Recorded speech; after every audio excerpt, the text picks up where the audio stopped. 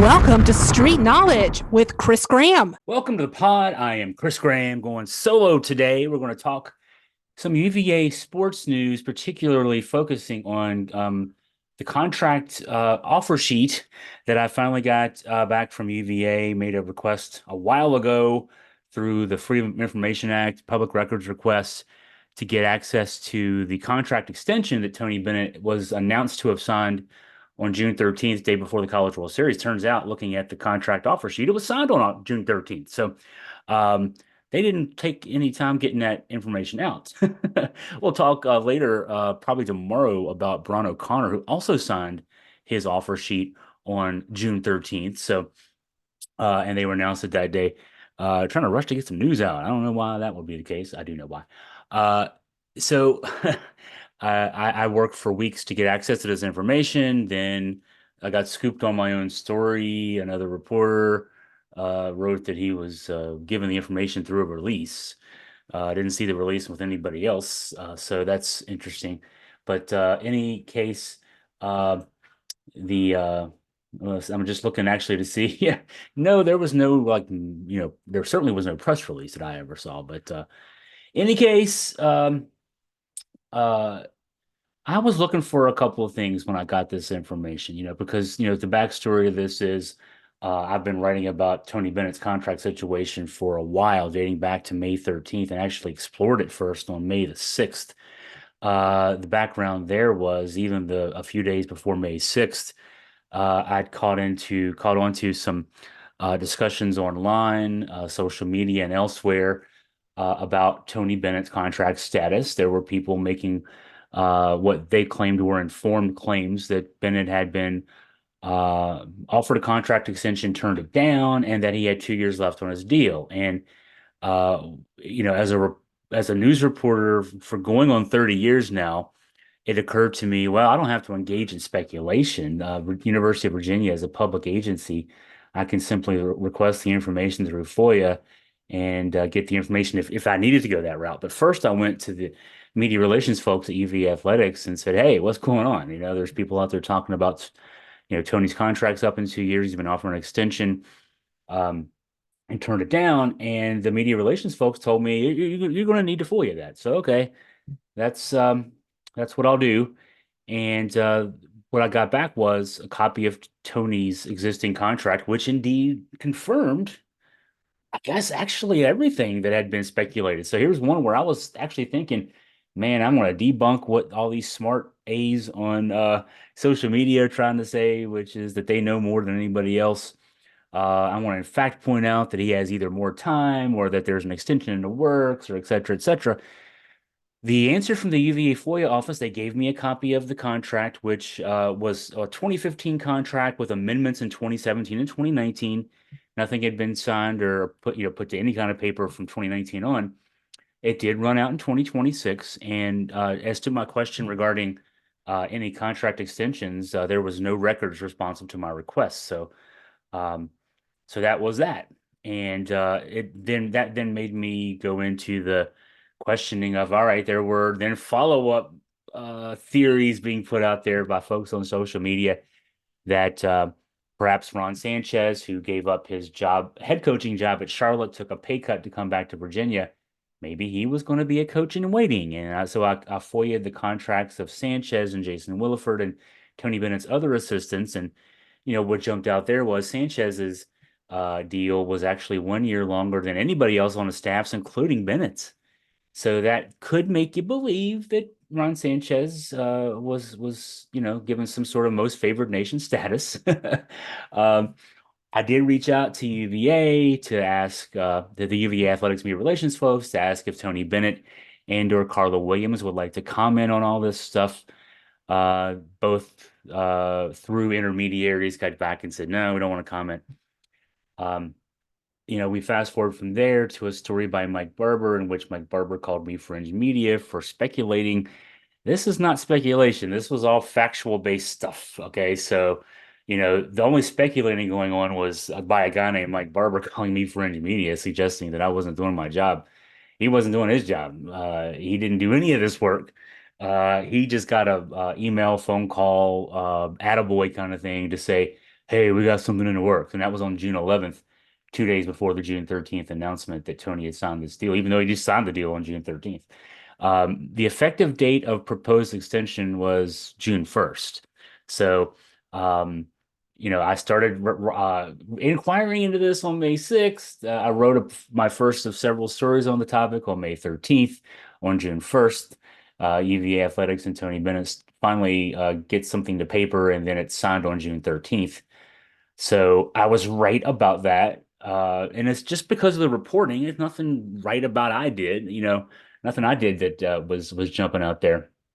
And if it takes fringe media to push the buttons here, then I guess, maybe we need more fringe media and not mainstream people who sit on their butts and don't do anything except for write about what other people write about. Um, so as it turns out, yeah, I want to now jump into a very important part of the story, which is, all right, so the guy who wrote about this yesterday, the same guy who wrote about me being fringe media also wrote a story, and again, he had his story posted before UVA responded to my FOIA request, so that's what they think of me over there, which is fine. That's just part of the game. Um, and I kind of see it felt like coordination. I don't know if it was, but it felt like coordination because the story that got out before I even got the answer to my FOIA request, which I'd been waiting for several weeks, uh, he tried to frame the narrative as Tony Bennett's not getting any more money. Well, that's not the most important part of the story, but I will address that part of the story. Tony Bennett's compensation, yeah, is still 4.02 million. It's not going to go up during the term, which will go through the end of the 2031 season, assuming everything in the contract's met. There's just 2026, there's a 1 year rollover added on if Tony's still coach after the 2026 season.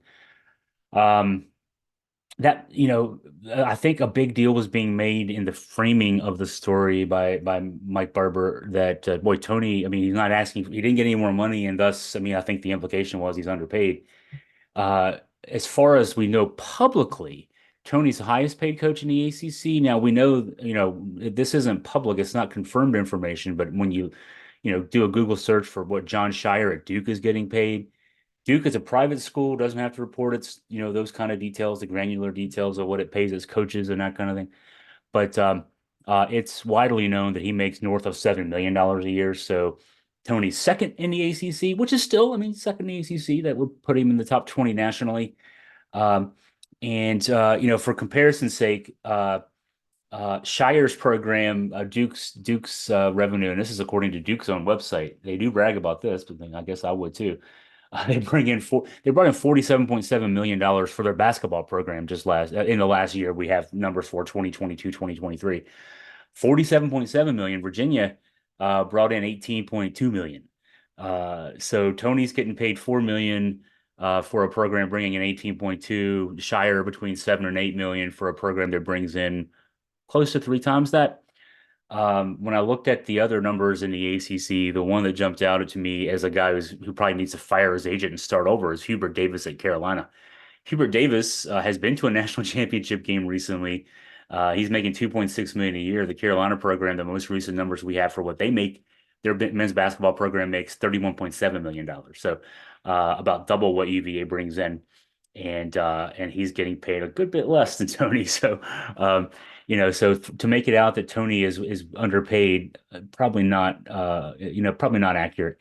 Also jumped out at me is the buyout. Okay, so usually when we think of a college coach, and it's usually football or men's basketball, we think of buyouts. We think of, all right, what happens if we fire the coach? Usually this is in football, honestly. We think, oh, I got it. What happens if we have to buy out our coach? If we have to fire him and buy him out? Texas A&M had to do this with Jimbo Fisher, a lot of money. But there's another side of the buyout. What if the coach leaves early? We don't talk about that as much, but there are, generally speaking, there are contract clauses that deal with that. Some coaches don't even have a buyout. Most do, and a lot of them are prohibitive. Tony Bennett's is pretty small, $250,000. If he leaves at any time during his deal, it's a $250,000 buyout, but basically he pays the university to quit early on his contract. Now, that's a change from where it had been in the past. I looked at his contracts for 2015, 2017, 2019. His original deal signed in 2009 kept him there through the end of the 2014-2015 season, and then he signed an extension in 2015, and then amendments to that contract in 2017 and 2019. That was the one he'd been working on until he signed this new extension. A lot of back and forth there, I know. But the 2015 contract originally called for a $3 million buyout if he left before March 30, 2018. And then the 2017 extension put another year on that to make it March 30, 2019. The 2019 extension then lowered the penalty to $1 million if he were to step down before the end of that season. So that wasn't much of a penalty. And then it went down from there. So it's now at $250,000. Just for comparison, I thought it would be interesting to point this out. $250,000. If Brad Underwood at Illinois leaves, and if he leaves for any job or leaves for any reason, it's 15.3 million if he leaves early. So if he leaves for another college job outside of the Big Ten, and I'll point that out in a second, or if he leaves for an NBA job, he owes the school 15.3 million. If he leaves for another Big Ten job, it's 30.6 million. He ain't leaving. He's finishing that job out. Let's just put it that way. That's what that clause is there for, from Illinois' perspective. If Nate Oates at Alabama just led Alabama to the Final Four, right? First time, maybe first time ever. I'm not sure. It was, if not, it was first time in a daggone long time. If he leaves in the next 2 years, he just signed a contract extension this offseason. If he leaves in the next 2 years, he owes the school $18 million. $18 million. If John Calipari, who just left Kentucky, now John Calipari did not have a buyout at Kentucky in the sense of if he left early, he would pay the school any money. He got money back if he got fired. They didn't fire him. He was basically told to quit, and he quickly got a job at Arkansas. So he did not have a buyout when he left Kentucky, but voluntarily. I'm putting my air quotes up there. But if he leaves Arkansas at any point in the next 6 years, the duration of his deal, he owes Arkansas $6 million. Again, Tony owes Virginia $250,000. I'm not going to cast any thoughts as to what this all says, but it's just not a lot of money if he leaves. That's really almost nothing in the context of how much money Tony Bennett's made in his career and that kind of thing. Especially, I mean, if he were to leave for another job, and I highly doubt that he would do that, and I certainly highly doubt if he were to do that it would be for another college job. It would almost certainly, if he were to do something I'm saying he's not going to do, but if he were to do that, it'd be for the NBA. He would only pay $250,000 to do that. I can't imagine if he were to just retire. And this is just me, I've read the contract, I've read the language. If he just retires, I can't imagine UVA is actually going to ask for that money. Contractually it says it's there, but if he just retires, again, I don't know that they would enforce that, but that's what it is. That's what it says. As far as anything else in the contract, and this is all in a story that I've got on the website. I'll link them. If you're watching this on YouTube, I'll link it. I'll put the links there. If you're listening on the podcast, your podcast app will have it. But the flip side of this is he gets 4 longevity bonuses, and these are interesting things. Man, I wish I had this kind of thing. I'll work for myself, so I would just be paying myself out of my own money. But if he's still the coach at UVA, March 15th of next year, a $400,000 longevity bonus, just basically a check for, hey, thanks for still being here. March 15, 2027, then he gets $1 million. So that's 400,000 in 2029, and then another $1 million if at the end of the deal in 2031. So $2.8 million just in addition to his $4 million plus salary. And then also these performance bonuses. And again, you're already paying the guy $4 million a year. If you're paying me anything close to that, you don't need me to work any harder to do these things. But $400,000 for a NCAA title, $250,000 for a Final Four or Elite Eight, $100,000 for a Sweet 16, ACC tournament title, and National Coach of the Year. So hey, let's just say, you get an NCAA title, National Coach of the Year, ACC tournament title. That's $600,000, and another $75,000 for a top 10 finish in the national poll. So $675,000 if you do the 2019 all over again, right? And then there's a $50,000 for an ACC Coach of the Year award. So hey, $725. Have a really good year. $725 on top of all this. Top 15 finish or an NCAA tournament appearance. That's kind of a low bar. And then $25,000 for a top 20 finish in a national poll. So, I mean, there's money there. There's a good bit of money there. And again, all these details are on the Augusta Free Press website. Again, I'll link to them both in the YouTube description and in the podcast description, just so you can, see it. You hearing me talk about it, you might have some questions about the details.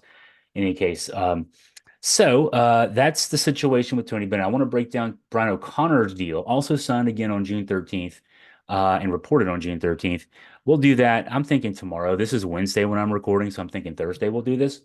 I've reported on this already on the AFP website. The quick on that is $1.4 million. Basically double what we had previously known as far as Brian O'Connor's salary. So, but we'll break some of the details down, get in the weeds, go granular on that. In the meantime, if you've got questions for me, questions, comments, you want to tell me that you don't like me. A lot of folks do that too. That's fine too. You can email me at chris@augustafreepress.com.